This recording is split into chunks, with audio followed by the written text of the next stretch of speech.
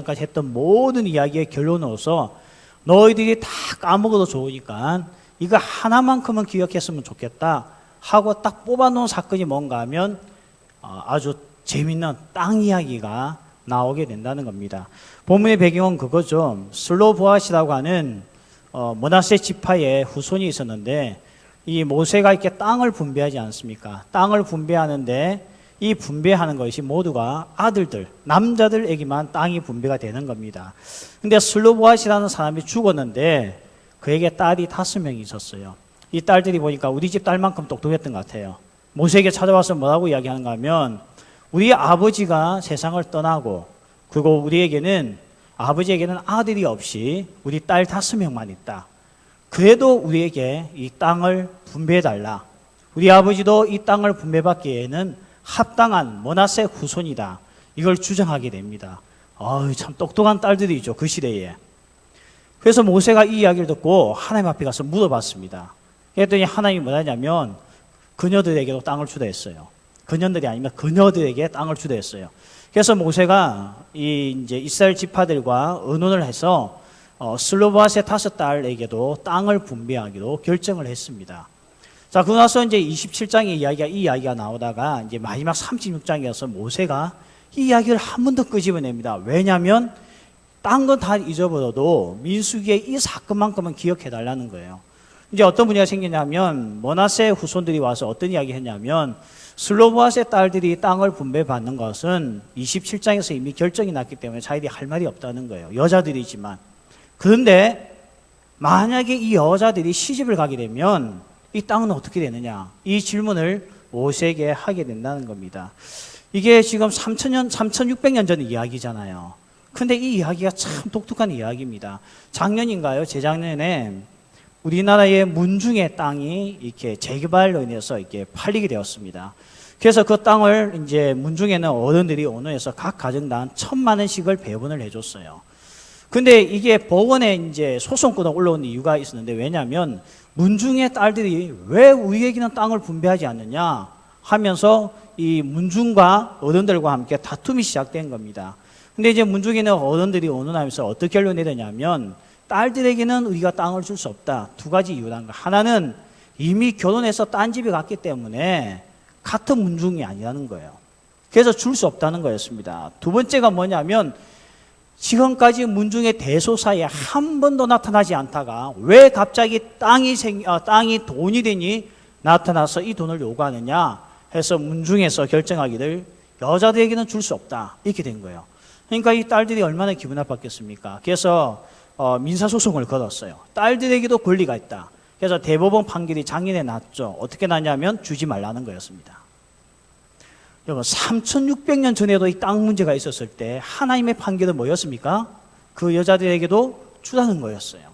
불과 작년까지에도 우리나라 대법원 판결이 뭔가 하면 주지 말라는 거였어요. 그러니까 딸들에게는 땅을 분배할 자격이 없다는 거죠. 우리 지금 굉장히 자매들 기분 나쁠 수 있을 텐데 어쨌든 땅을 분배하지 않는 게 우리나라에 그때 어떤 그런 좀 강한 마음이 있었던 것 같아요. 근데 3600년 전에 벌써 하나님은 이 문제를 가지고 답을 주셨던 거예요.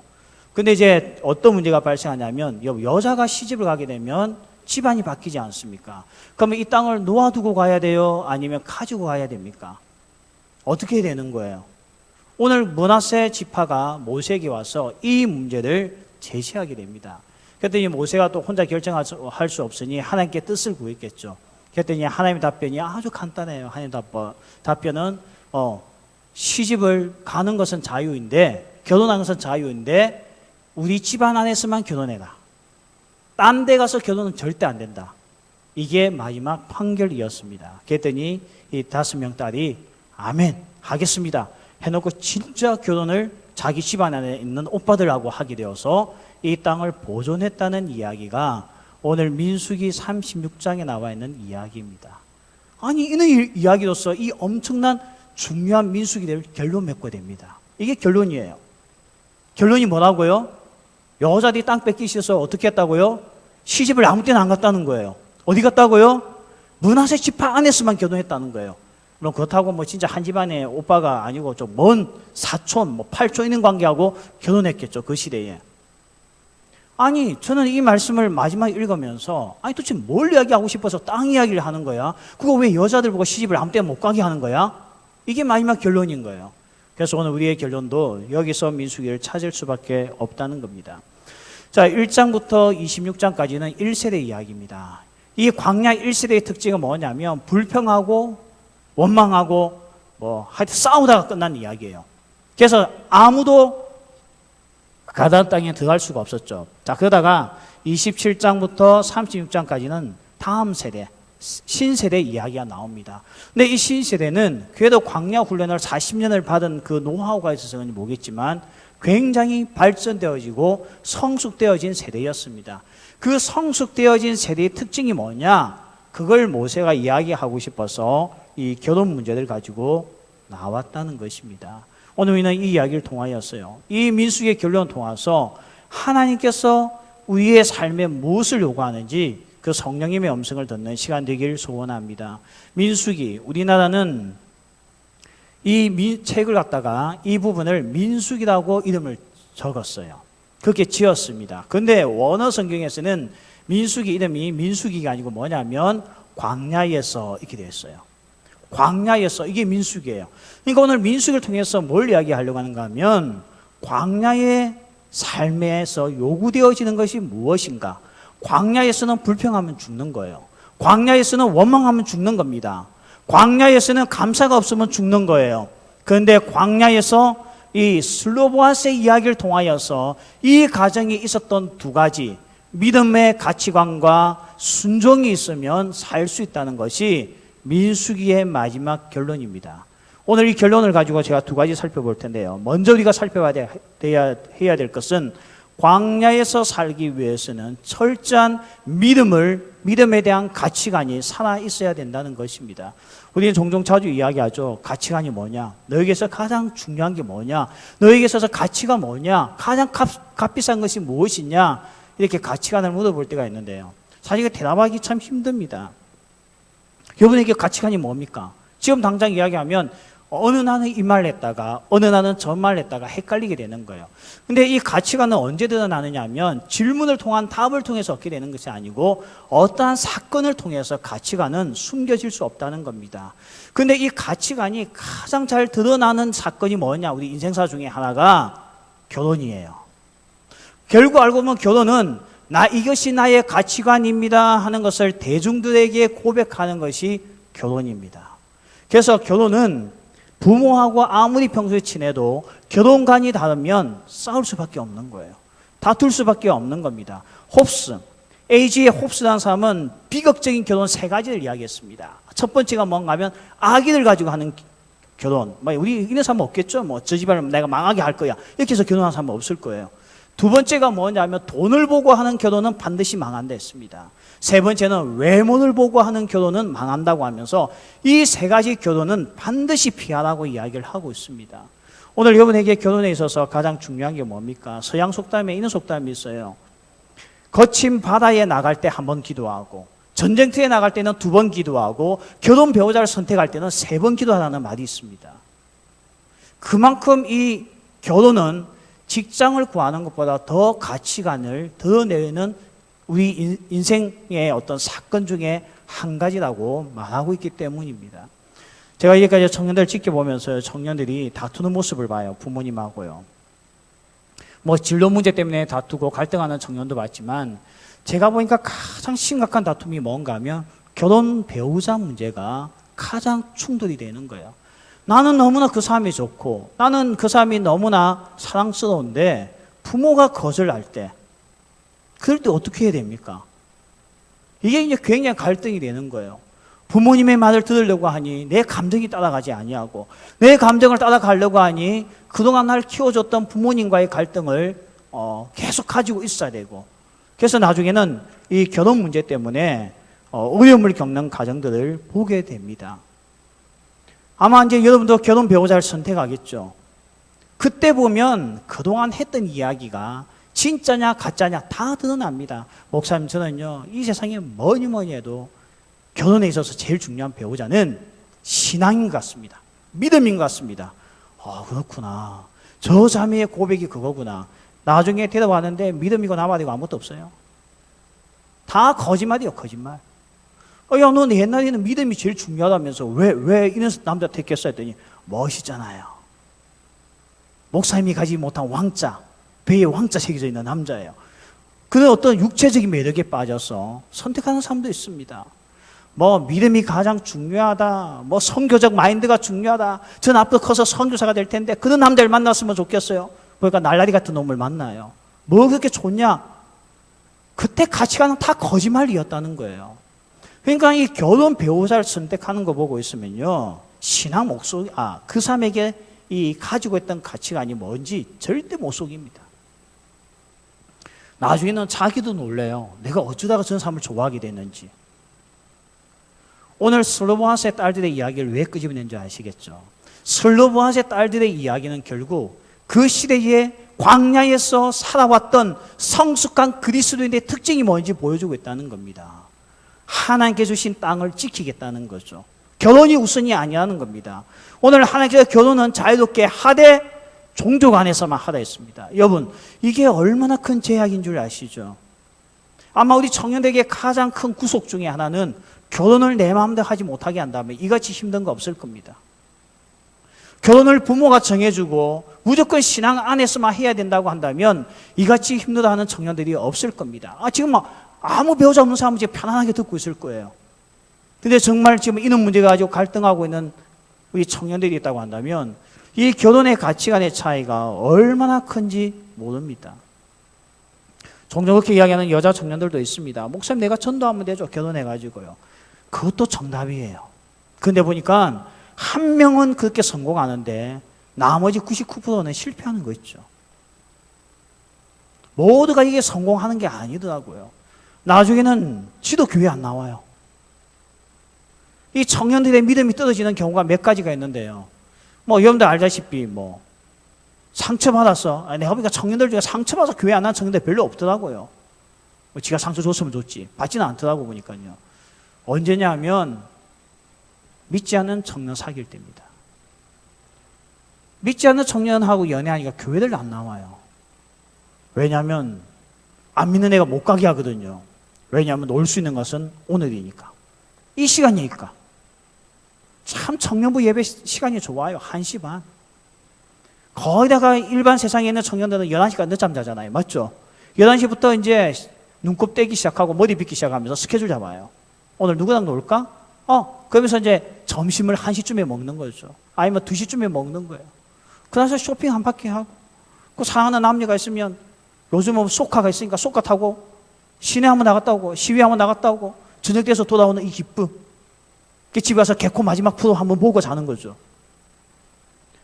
그러니까 믿지 않는 사람을 만나면 이 자리에 앉아있다는 것이 굉장히 힘듭니다. 그럼 여러분 여기 왜 앉아있습니까? 둘 중에 하나겠죠. 믿음이 있든지 남친이 없든지. 그러니까 이게 굉장히 힘든 과정이죠.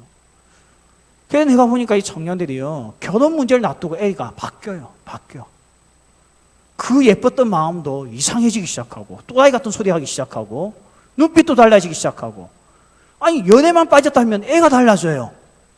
좋은 방향이 아닌 나쁜 방향으로 바뀝니다. 그래서 그때부터 결석자가 늘기 시작하는 거예요. 그러면 목사가 결석자 수를 줄이는 방법이 뭘까요? 못 만나게 하는 거죠, 속안에. 근데 내가 그걸 어떻게 할 수 있겠습니까? 이 결혼 문제만큼, 누군가를 좋아하는 문제만큼은 부모도 감당할 수 없는 문제입니다. 때로는요, 나의 마음도 컨트롤 못할 때가 있어요. 내 마음은 신앙인인데 끌리는 거예요. 내 마음은 신앙인인데 오빠가 청바지 사주니까 끌리는 거예요. 이게 컨트롤 안 되는 겁니다. 근데 이것을 컨트롤하는 걸 뭐라고 하냐면 가치관이라고 해요, 가치관. 근데 오늘 슬로보아스의 딸들은요, 하나님께서 주신 땅, 이 땅을 잃어버리지 않기 위해서, 놓치지 않기 위해서 그들은 자기들에게 주었던 자율권이었던 결혼을 포기하고 하나님께서 주셨던 바운더리 안에서, 믿음 안에서 결혼하게 되었다는 이야기입니다. 너무 고리따분한 이야기죠. 근데 이게 민수기의 결론이에요. 오늘 우리에게 주신 하나님의 땅은 없습니다. 맞죠? 우리도 제비뽑기에서 땅 분배받는 거 없잖아요. 그럼 오늘날 우리에게 땅이 무엇이겠습니까? 그걸 신약에서는 믿음이요 구원이라고 이야기합니다. 더 쉽게 이야기하면 예수 그리스도입니다. 오늘 사도 바울도 믿지 않는 자와 멍에를 함께 매지 말라고 하면서 결혼에 있어서 바운더리를 쳤습니다. 왜냐하면 보니까 사도 바울이 보니까 너무나 많은 사람들이 불신자를 만나서 불신자인 친구들 신자화시키는 것이 아니고 자기마저도 믿음이 무너지니까 바울이요 처음부터 믿지 않는 자와는 멍에를 함께 매지 말라 하면서 바운더리를 치기 시작했어요. 아까 제가 그랬죠. 그래도 전도하는 사람 믿지 않냐고. 맞아요. 한 명입니다. 한 명. 9명은 실패하는 거예요. 이런 문제들 가지고 오늘 우리에게 성경은 묻고 있습니다. 이 광야와 같은 세상에 살아가기 위해서 우리에게 첫 번째 요구되고 있는 게 뭐냐? 우리에게는 내가 원하는 선호하는 스타일도 있고 내가 매력에 빠지는 스타일이 있다 할지라도 그 사람의 믿음을 저버리고 간다고 한다면 당신은 광야 생활에서 실패했다는 거예요. 하나님이 주시는 젖과 꿀이 흐르는 이 가나안의 복을 아직도 누릴 자격이 없다는 것을 우리에게 말씀하고 있습니다. 오늘 아마 여기 앉아있는 우리 청년들 중에 믿지 않는 사람과 교제하는 청년들이 있을 겁니다. 제가 선배로서 당부하건대 속히 헤어졌으면 좋겠어요. 아니면 속히 전도하시든지. 원래 믿지 않는 사람 전도는요, 사랑에 처음 빠졌을 때가 가장 효과가 좋아요. 그런데 3개월 이상 넘어가면 전도 못합니다. 보십시오. 3개월 넘어가면 절대 전도 못해요. 나중에는 협박받게 되는 거죠. 그래서 오늘 모세는요, 이 민수기의 결론을 위에 던져주고 있으면서 너에게 가장 소중한 게 뭐냐? 그것을 증명하라는 거예요. 슬로보아스의 5딸은 결혼을 통해서 증명했습니다. 우리는 믿는 삶 안에서 하겠다. 우리는 하나님께서 정해주신 바운더리 안에서 우리는 결혼하겠다. 그들은 결혼을 통해서 입증했습니다. 오늘 우리 청년들에게도 이는 믿음이 요구되는 줄 믿습니다. 광야에서 살아가는 방법, 이기는 방법, 믿음이 가장 소중해야 된다는 겁니다. 성경에 보면 에서와 야곱의 이야기가 나오죠. 둘이 쌍둥이입니다. 에서가 먼저 태어났기 때문에 그는 장자였고 장자의 권리를 가지고 있던 사람이었습니다. 어느 날 그가 너무 사냥을 하고 돌아오는데 배가 고팠는데 동생이 보니 죽을 끓이고 있는 거예요. 팥죽을 끓이고 있는데 사실 팥죽 우리나라 번역이에요. 무슨 이스라엘에 팥죽이 있겠습니까? 죽을 끓이고 있는데 배가 너무 고프니까 에서가 동생에게 이야기합니다. 야곱아, 죽 안 그릇 줘. 동생이 못 줘.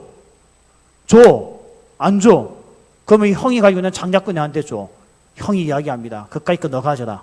하고 에서는 죽을 먹습니다. 그때부터 죽 쓰는 인생을 살게 됐죠.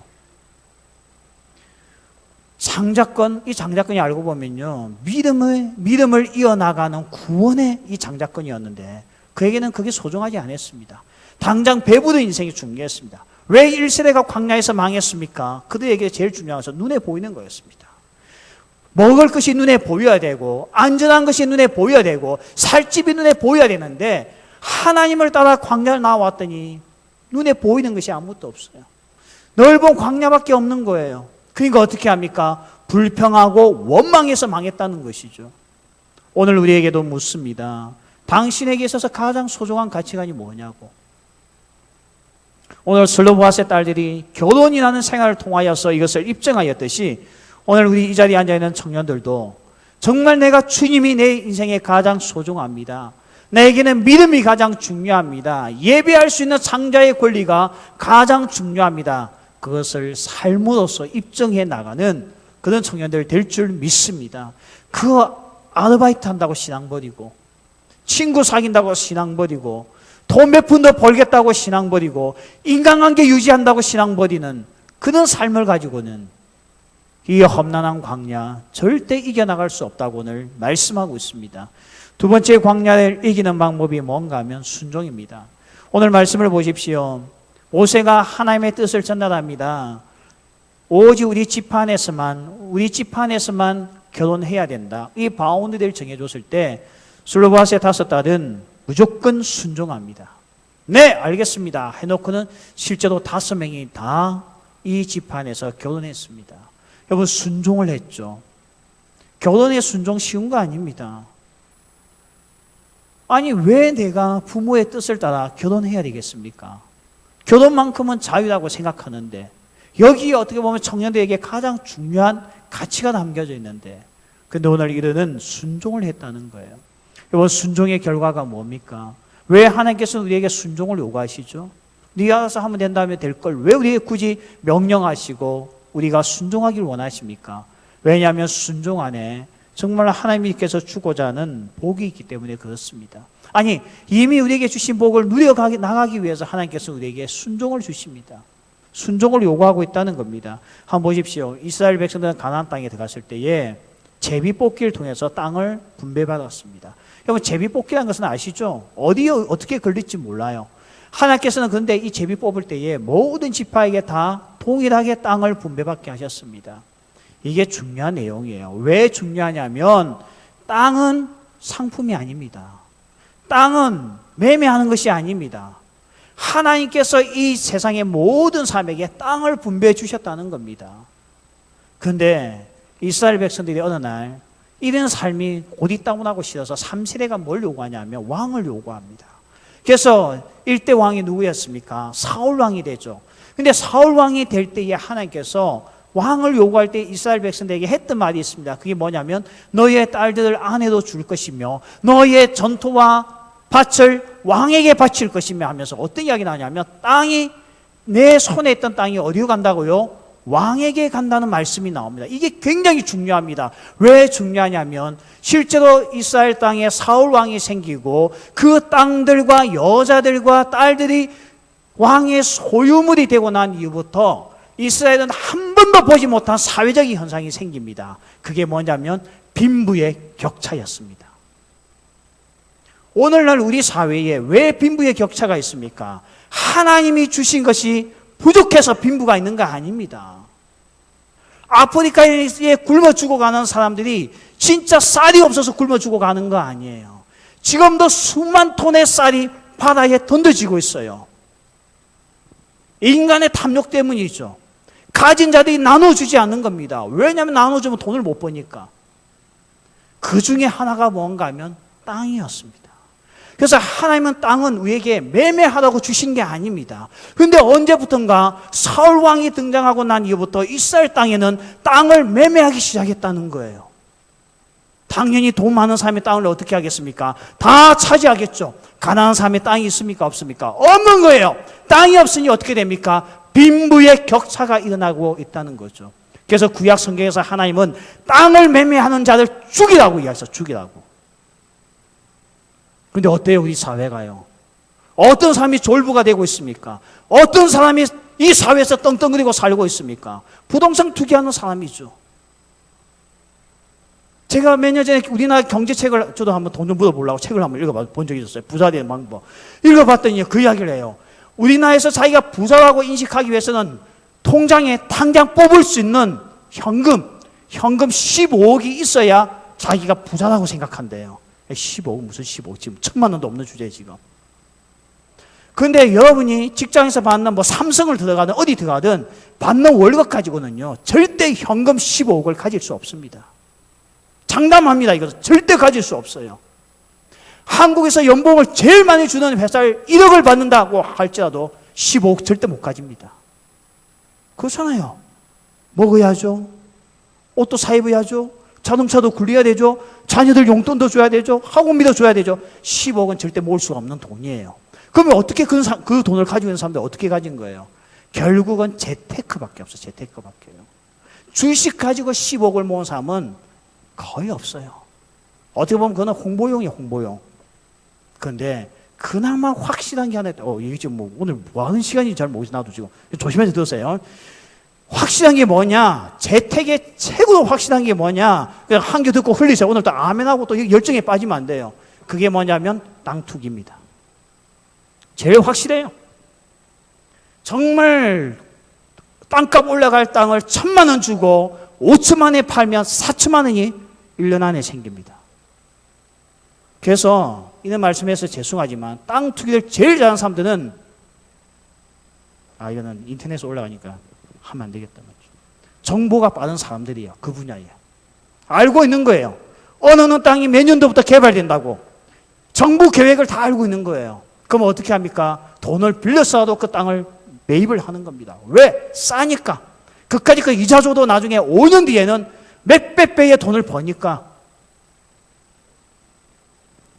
알고 보니까 한국에서는요 15억을 현금화시켜서 부자가 되기 위해서는 땅 투기밖에 없습니다. 이래서 빈부의 격차가 벌어진다는 것이 하나님의 경제법입니다. 그러니까 원래 하나님은 땅을 투기하지 못하게 했어요. 땅을 매매하고 주고 팔고 못하게 했습니다. 혹 가난한 자가 너무 돈이 없어 갑자기 집에 가난이 와가지고 살 수 없어서 땅을 팔았다 할지라도 희년 49년 되는 50년째 되는 해에는 다시 그 주인에게 땅을 산 사람이 돌려주라고 성경은 명하고 있습니다.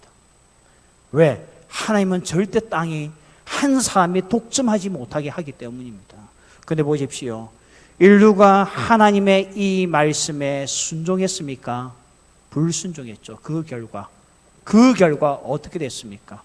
빈부의 격차가 이렇게 벌어지고 이 빈부의 격차는 좁혀지지 않습니다. 저는 집이 없습니다. 여러분도 집 없죠? 또 앞으로 결혼해도 집 없을 사람들 있잖아요. 그런데 이 세상에는 혼자 10채, 20채 가지고 있는 사람도 있습니다. 왜 이런 현상이 생겼습니까? 지금 잘 되면 설교 또 오늘 목사님이 뭐 갑자기 빨갱이가 돼가지고 뭐 데모하자고 또 그런 줄 알아요. 왜 김일성이가 북한을 그렇게 처음에 잘 통치했고, 왜 남한보다도 북한이 더 잘 살았고, 왜 옛날에 남쪽에 있던 사람이 북한으로 월북을 많이 한 줄 아십니까? 김일성에게 탁월한 하나의 정책이 있었는데 토지법이었어요. 김일성은 모든 북한 사람들에게 땅을 다 분배해줬어요. 왜냐하면 김일성은 목사 집안 아들이었거든요. 누구보다 성경을 잘 알았거든요. 땅을 다 분배해주고 나면 불만이 없다는 걸 알았습니다. 근데 남한은요, 친일파들이 땅을 다 문서를 자기가 빼앗아 왔어. 문서를 꾸며서 자기 땅을 만들어 놨거든요. 그래서 한때는 월북한 사람들이 제법 있었습니다. 아마 여러분 집안에 한 명 있을 수 있어요. 알고 보면 저 윗대에 할아버지가 올라갔을 수도 있습니다. 근데 이제 나중에 북한도 나중에 이 토지법을 공산당들이, 이 당원들이 차지하기 시작하면서 북한도 이제 개판이 된 거죠. 오늘 순종하지 않은 결과가 이 세상을 비고도 몰고 왔습니다. 하나님의 뜻이 아니었습니다. 왜 하나님께서 자꾸 우리에게 말씀을 통해서 순종을 요구하느냐? 순종 안에 행복이 있고 순종 안에 이미 하나님의 축복이 담겨져 있기 때문에 그렇다는 거예요. 광야에서 보여줬던 슬로바앗의 다섯 딸은 이 순종을 보여주면서 이 사건을 결론으로 우리에게 이야기하면서 너희들이 가나안 땅에 들어가서 살아갈 때에 가장 중요한 것이 뭐냐? 순종하는 주의 백성이 되라는 겁니다.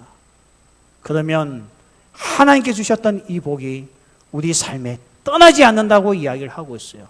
실제로 이 이스라엘 2세대는 가나안 땅에 들어갔을 때에 순종하는 모습을 보여주었던 후손들입니다. 여러분, 여리고성을 7바퀴를 돌았다 되어져 있죠. 누가 어떤 바보가 전쟁할 때 성을 7바퀴를 그냥 돌 수가 있겠습니까? 아무 무기도 가지지 말고 침묵하며 그 적군의 여리고성을 7바퀴 돌라고 하는 거예요. 매일 한 바퀴씩. 마지막 날에 7바퀴를 돌고 제사장이 외치라 할 때 외치라는 거예요. 아마 내가 그 장소에 함께 내가 돌아서면 생각했을 거예요. 여호수아가 돌아나 보다. 그들은 시킨 대로 했습니다. 시킨 대로 했더니 어떻게 됩니까? 뺏을 수 없었던 여리고성이 이스라엘 백성들의 손아귀에 하나님께서 선물로 가져다 주시는 거예요. 이게 순종의 복입니다. 오늘 이스라엘 백성들은요, 슬로보앗의 딸의 이 순종을 끝까지 가슴에 새기고 3세대가 지켰더라면 그들에게는 왕이 필요 없었고, 왕이 없었기 때문에 그들에게는 빈부의 격차가 발생하지 않았을 겁니다. 사울 왕 때의 빈부 격차가 얼마나 심했습니까? 왕 때에 열왕기 때에 얼마나 빈부 격차가 심했습니까? 얼마나 심했던지 이스라엘의 가난한 엄마들이 자기 자식을 잡아먹는 일이 생겼어요. 이런 모든 잘못 깨어진 단추가 불순종에서 나왔다는 겁니다. 또한 여러분, 순종의 유익이 뭡니까? 순종은 모든 교회 안에 문제에 대한 잡음을 없애버립니다.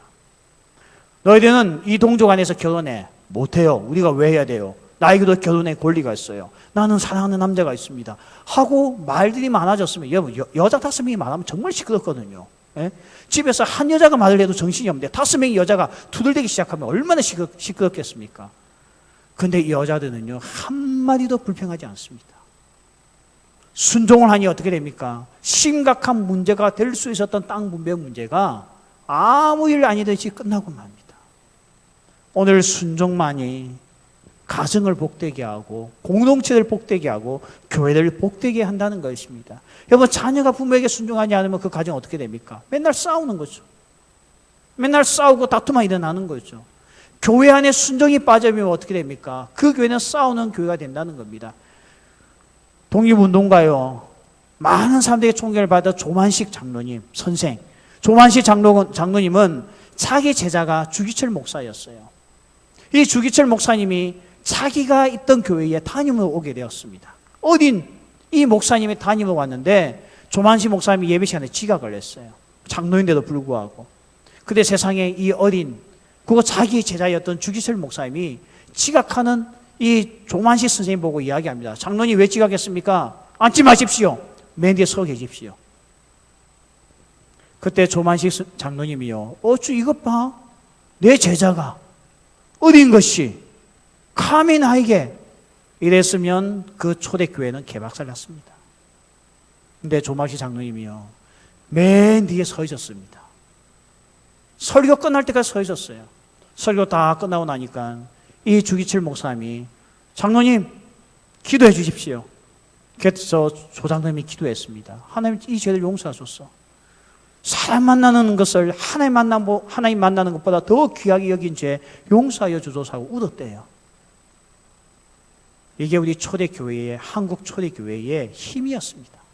한국 초대교회의 힘이 어디서 나온 줄 아십니까? 순종에서 나와서 순종했어요. 근데 보십시오. 순종이 무너진 가정 시끄럽습니다.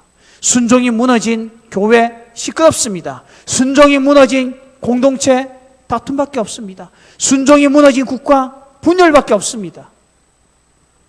오늘 그래서 하나님께서는 우리에게 슬로보아스의 5딸에 대한 이야기로 마무리 지으면서 너희들이 광야에서 살아갈 때 살 수 있는 건 딱 2가지밖에 없다.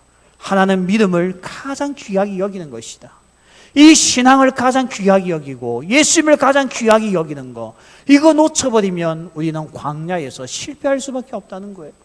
수많은 유혹이 우리에게 다가옵니다. 예수님보다 더 귀한 것들이 많이 있다고 우리에게 유혹으로 다가옵니다. 그럼에도 불구하고 금보다 은보다 더 귀하신 주님을 고백하는 것이 광야에서 이기는 법이었다는 거예요. 두 번째는 뭡니까? 광야에서 누가 이길 수 있습니까? 오늘 광야에서 이길 수 있는 사람은 순종하는 자였다는 겁니다.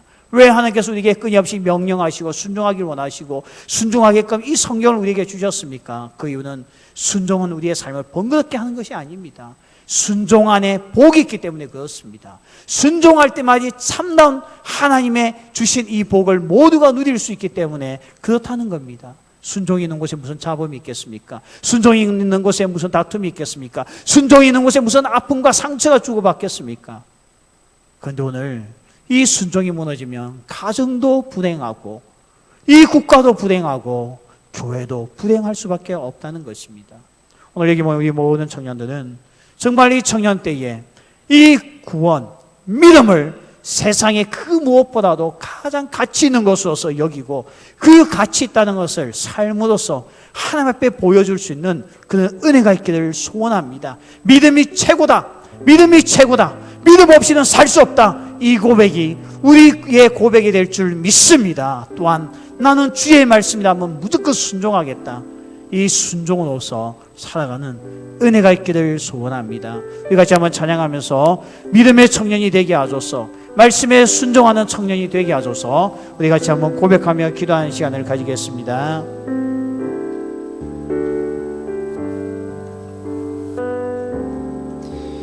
이